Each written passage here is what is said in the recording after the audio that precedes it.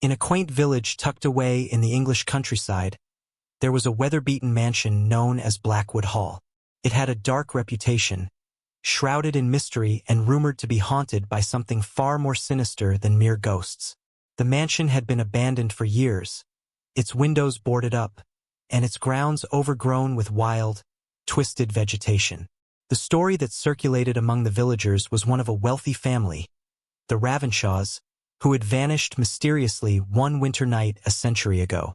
The only clue to their disappearance was a single, unmarked grave in the cemetery nearby, and a large, ornate mirror that had been left behind in the mansion's grand hall. One cold November evening, a skeptical journalist named Emma decided to investigate the mansion. She had heard the rumors and was determined to debunk them, or at least uncover the truth behind the haunting. Armed with a flashlight, a camera, and a notebook, she approached the mansion as the sun dipped below the horizon. The front door creaked open with surprising ease, revealing a vast, dust-covered foyer.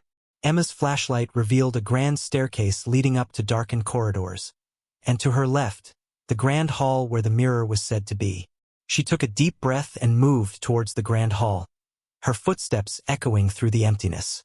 The grand hall was as imposing as she had imagined. High ceilings, intricate woodwork, and at its center, the massive mirror. It stood tall and framed in gold, covered in a fine layer of dust. As Emma approached, she noticed something peculiar. The mirror seemed unnaturally pristine compared to its surroundings, almost as if it had been polished recently. She set up her camera and began taking photos, documenting the eerie beauty of the mirror. As she snapped a picture, the flashlight flickered, and a chill ran through the room. She looked up at the mirror, and for a brief moment, she saw something strange in the reflection. A shadowy figure standing behind her. Startled, Emma spun around, but the room was empty. She looked back at the mirror, but the figure was gone. Shaking off the unease, she continued her exploration. She found the mansion's library, filled with dusty books and cobwebs, and a small study where she discovered old journals and letters from the Ravenshaw family. As Emma read through the journals, she learned that the Ravenshaws had been deeply involved in occult practices, seeking ways to communicate with the afterlife and harness dark energies. The last entry in the journal described a ritual intended to open a gateway between the realms, a gateway that, if left incomplete, could trap spirits in a liminal space. Returning to the grand hall, Emma felt an inexplicable pull towards the mirror. She approached it once more, and as she did, she noticed that the room behind her seemed to distort in the reflection, becoming darker and more surreal. The temperature dropped sharply, and the shadows around her deepened. Suddenly, the mirror's surface began to ripple like water. Emma watched in horror as ghostly hands reached out from the mirror, grasping at the air. The figures of the Ravenshaw family appeared in the reflection, their eyes hollow and pleading. They were trapped, their faces twisted in eternal torment. Emma's flashlight went out, plunging the room into near-total darkness. The whispers began, soft at first, then growing louder, more desperate. The figures in the mirror reached out, their mouths moving in silent screams. Emma's breath came in short gasps as she backed away, but her movements seemed to slow, as if the room itself were pulling her closer to the mirror. In a frantic bid to escape, Emma grabbed the old journal she had found and hurled it at the mirror.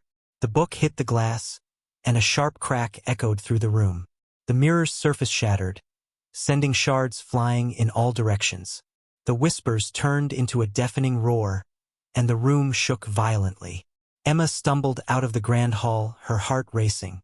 The mansion seemed to come alive with an eerie, malevolent energy. The walls groaned, and the floors seemed to shift beneath her feet. She fled through the darkened corridors, finally finding her way out as the first light of dawn began to break through the clouds. The following morning, the village was abuzz with news of Emma's eerie encounter. She reported her experience, but no one could deny the strange occurrences that followed. The mirror's shards were never found, and the mansion remained abandoned, its sinister reputation intact. Locals claim that on stormy nights, you can still see the faint reflections of the Ravenshaw family in the mansion's windows, their spectral forms reaching out as if trying to escape their torment. The whispers of their desperate cries are said to echo through the trees, warning others to stay away from Blackwood Hall. And though Emma left the mansion behind, she couldn't escape the lingering feeling of icy fingers brushing her skin or the haunting echoes of the Ravenshaw family's cries. The mirror may have been destroyed, but its dark legacy lived on. Emma's harrowing experience at Blackwood Hall left her deeply shaken. Though she had escaped the mansion, the memories of the shattered mirror and the Ravenshaw family's tormented faces haunted her dreams. Determined to understand what had really happened and to find a way to put the restless spirits to peace, Emma began researching the occult and the Ravenshaw family's dark practices in earnest. Her research led her to an old historian named Arthur Blackwell, an expert in paranormal phenomena and a former colleague of the late Dr. Jonathan Mercer, who had disappeared under mysterious circumstances. Blackwell had written extensively about occult rituals and their impact on the physical world. Emma hoped he might shed some light on the mirror and the unfinished ritual. Arthur Blackwell, intrigued by Emma's story, agreed to help. He suggested they revisit Blackwood Hall together, as his knowledge might help in deciphering the secrets hidden within. They planned their visit for the next full moon, believing that the night would give them a clearer understanding of the mirror's power. As the full moon rose, Emma and Arthur approached Blackwood Hall. The mansion seemed even more foreboding under the silver light, casting long, eerie shadows across the landscape. The air was thick with anticipation and an unsettling chill. Inside, the mansion was as they had left it, desolate and cold. They headed straight for the grand hall, where Arthur began to set up a circle of salt and candles, which he claimed would protect them from any residual dark energies. Emma watched, her heart pounding as she recalled her previous encounter. Arthur examined the shattered remnants of the mirror carefully, using a metal detector to search for any hidden pieces. As he worked, he muttered incantations and took notes. Emma wandered through the mansion, searching for additional clues or artifacts that might shed light on the Ravenshaw's final days. In one of the dusty bedrooms, Emma stumbled upon an old, locked chest buried beneath a pile of rotting blankets. With some effort, she pried it open, revealing a collection of strange objects. A blood-stained dagger, several old parchment scrolls, and a peculiar locket. The locket was engraved with the Ravenshaw family crest, and inside it was a faded photograph of the family. This time they were smiling, their eyes not vacant but filled with a strange, knowing expression. As Emma held the locket, a cold breeze swept through the room, and she heard a whisper, a voice that sounded like a plea.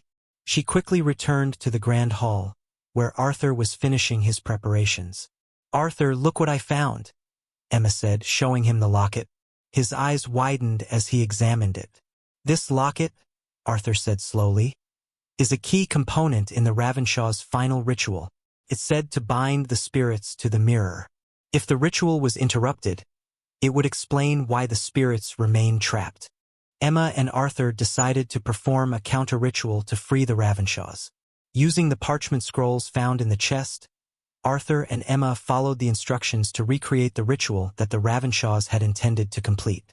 As they chanted the incantations, the temperature in the grand hall dropped, and the shadows seemed to come alive. Suddenly, the broken shards of the mirror began to levitate and reassemble themselves, forming a cracked but recognizable shape. The grand hall was filled with a blinding light, and the anguished faces of the Ravenshaw family appeared once more in the reflection. The spirits began to materialize, their forms becoming more defined. They were not hostile but looked desperate, as if they were reaching out for help. The mirror's energy pulsed, and the room filled with an eerie, mournful music that seemed to come from nowhere. Emma and Arthur continued the ritual, their voices merging with the haunting melody. The light from the mirror grew more intense, and the spirits' cries transformed into a chorus of gratitude. Emma felt a deep sense of relief as the mirror's energy began to wane. With one final incantation, the mirror shattered once more, but this time the light was warm and soothing. The spirits of the Ravenshaw family began to fade, their expressions finally peaceful. The oppressive atmosphere lifted, and a profound silence fell over the mansion. As dawn broke, Emma and Arthur emerged from the mansion, exhausted but hopeful. The mansion, now free of its dark energy, seemed to breathe a sigh of relief. The villagers noticed a change in the old mansion. It no longer exuded a sense of foreboding, but seemed to be settling into a more serene state. Emma and Arthur's successful ritual became the subject of local folklore, and the story of Blackwood Hall shifted from one of fear to one of redemption. Emma returned to her life, forever changed by her experience. The locket and other artifacts were placed in a secure museum, preserving the history of the Ravenshaw family and their tragic fate. Though the spirits were finally at peace, Emma knew that other mysteries and dark forces remained hidden, waiting to be uncovered. Her journey had not only resolved the haunting of Blackwood Hall but also sparked a deeper curiosity and resolve to understand and confront the supernatural forces lurking in the shadows. Months after the successful ritual at Blackwood Hall, Emma and Arthur found themselves in a quiet, reflective period. The mansion, now free of its dark energy, had become a point of interest for historians and paranormal enthusiasts. Emma's report on the events had gained attention, leading her to a book deal and numerous speaking engagements. But despite the calm exterior, Emma couldn't shake the feeling that something was still lurking just beyond her grasp. She had kept a few personal items from the mansion, including the locket, which had been tucked away in a secure drawer. On a particularly stormy night, Emma found herself unable to sleep, plagued by uneasy dreams of shadowy figures and cryptic whispers. One evening, while going through her old notes and research, Emma received an unexpected visitor, a woman named Lydia, who claimed to be a descendant of the Ravenshaw family. Lydia, appearing distressed and hurried, explained that she had been researching her family's history and had come across Emma's work. She believed that the Ravenshaw's troubles were not completely resolved. Lydia produced an old, leather-bound book with a symbol that matched the one on the locket. The book had been passed down through her family for generations and contained detailed accounts of the Ravenshaw's occult practices, as well as warnings about an unfinished curse linked to their bloodline. According to the book, the Ravenshaws had been involved in a series of dark rituals meant to summon and control spirits.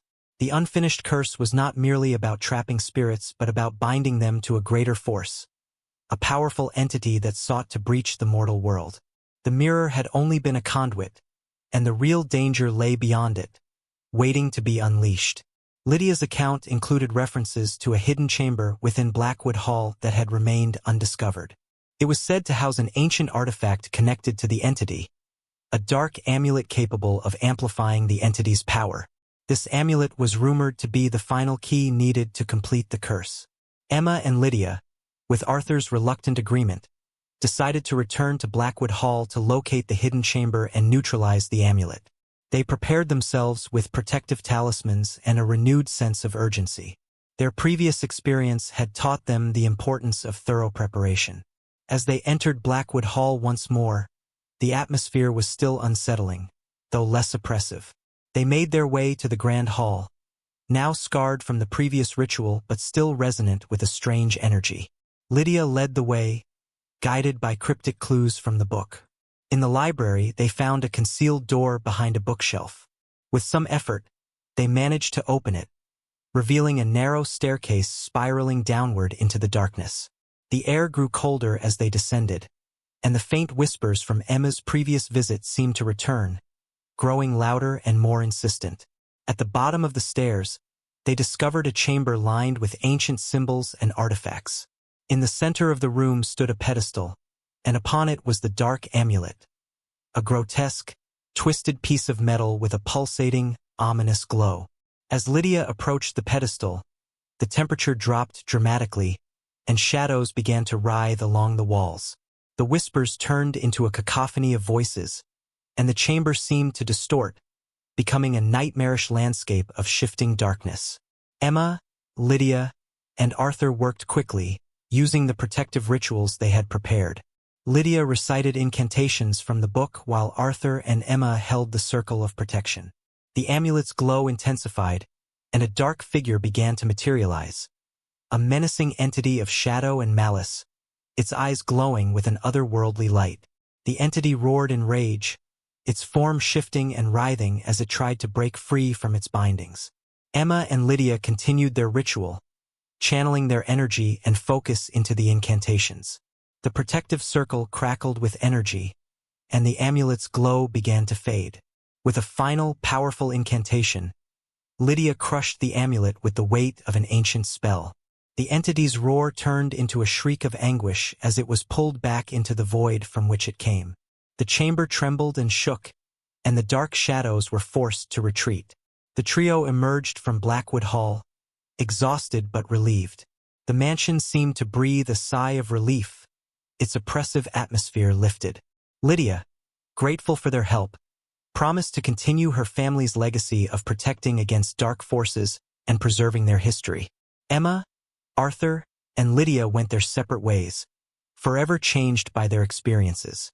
The Ravenshaw family's curse had been lifted, and the entity banished, but the mysteries of the supernatural continued to intrigue Emma. Her experiences had only deepened her resolve to explore and understand the hidden forces that shape our world. The story of Blackwood Hall became one of triumph over darkness, a reminder of the power of courage and knowledge in the face of the unknown.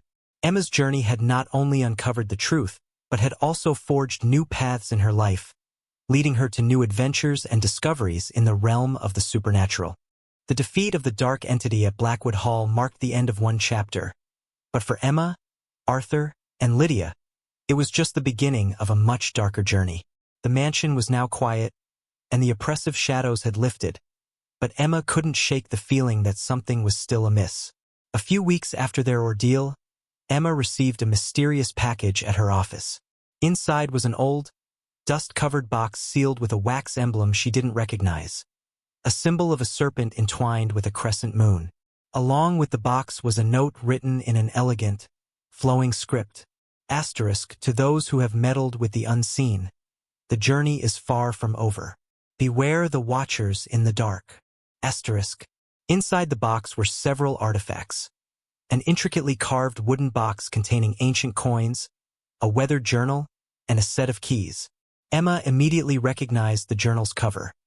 Its design matched the one Lydia had shown her from the Ravenshaw family archives. Intrigued and somewhat alarmed, Emma reached out to Arthur and Lydia.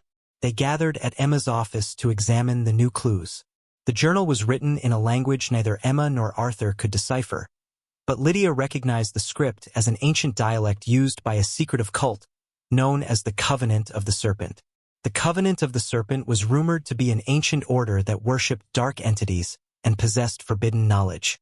According to legend, they had existed for centuries, manipulating events from the shadows and ensuring that their dark powers remained hidden from the world. The old coins found in the box were engraved with symbols similar to those in the journal. Lydia explained that they were believed to be ceremonial tokens used in rituals to summon and bind entities from beyond the veil. The keys were an even greater mystery, intricately designed and seemingly made of an unknown metal. Driven by curiosity and the need to uncover the truth, the trio decided to investigate further. Their research led them to an old manuscript in a rare book collection at a university library, which detailed the Covenant's activities and the locations of their hidden sanctuaries. According to the manuscript, the Covenant had an ancient stronghold located in a remote, fog-shrouded village known as Everwood, deep in the English countryside. Emma, Arthur, and Lydia prepared for their journey to Everwood, equipped with the journal, the ceremonial coins, and the enigmatic keys. The village of Everwood was isolated, its cobblestone streets winding through dense, misty forests.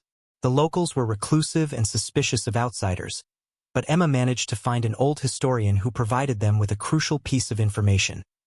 The Covenant's stronghold was rumored to be beneath an old, abandoned chapel on the edge of the village.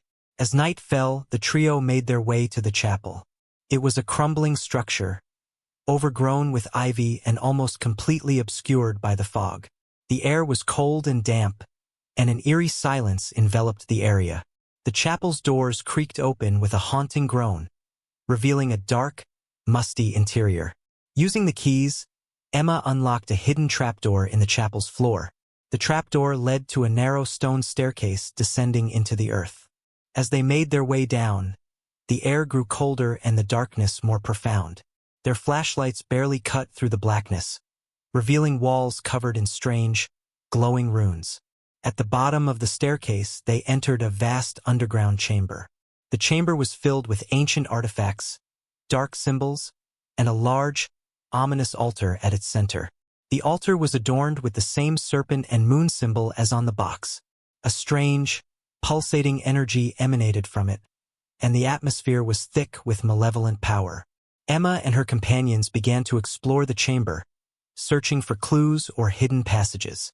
Lydia noticed an inscription on the altar, which seemed to describe a ritual designed to awaken a guardian of the Covenant's hidden power, a powerful entity bound to protect their secrets. As they investigated further, they inadvertently triggered a hidden mechanism. The chamber walls began to shift, and the altar's surface opened, revealing an ancient, ornate book bound in dark leather. The book radiated a foreboding aura, and Lydia's face went pale as she recognized it as the Codex of the Serpent, the central text of the Covenant's dark rituals. Suddenly, the chamber began to shake violently. Shadowy figures emerged from the walls, their forms indistinct but clearly hostile. The spirits of the Covenant's long-dead members seemed to awaken, their cries echoing through the chamber. The guardian mentioned in the inscription began to materialize, a towering, serpentine creature with glowing eyes and a sinister presence. Realizing the danger, Emma, Arthur, and Lydia hurriedly opened the codex and began reciting the incantations they had learned from their previous encounters. The ritual was meant to seal away the entity and destroy the Covenant's dark power once and for all. As they chanted, the guardian roared in fury, and the chamber's energy surged violently. With a final, resounding chant, the Codex's power was unleashed, and the dark entity was pulled back into a swirling vortex of shadows. The chamber trembled, and the shadows receded, leaving behind a calm but eerily silent space. The Codex disintegrated into ashes, its dark influence finally extinguished. The trio emerged from the chapel, exhausted but triumphant. The village of Everwood was still shrouded in mist, but the dark presence that had once lingered there was gone. The Covenant's secrets were buried once more, and the village returned to its quiet, isolated existence. Emma, Arthur, and Lydia knew that their journey had exposed them to greater dangers than they had anticipated. Their victory over the Covenant's dark forces was hard-won, but it also opened the door to further mysteries and hidden threats. The world was filled with dark forces and ancient secrets, and their quest for knowledge and understanding was far from over. With newfound resolve, Emma prepared to continue her exploration of the supernatural, her experiences shaping her into a seasoned investigator of the unknown. The shadows that had once threatened to consume her had only deepened her commitment to uncovering and confronting the dark forces that lurked in the hidden corners of the world.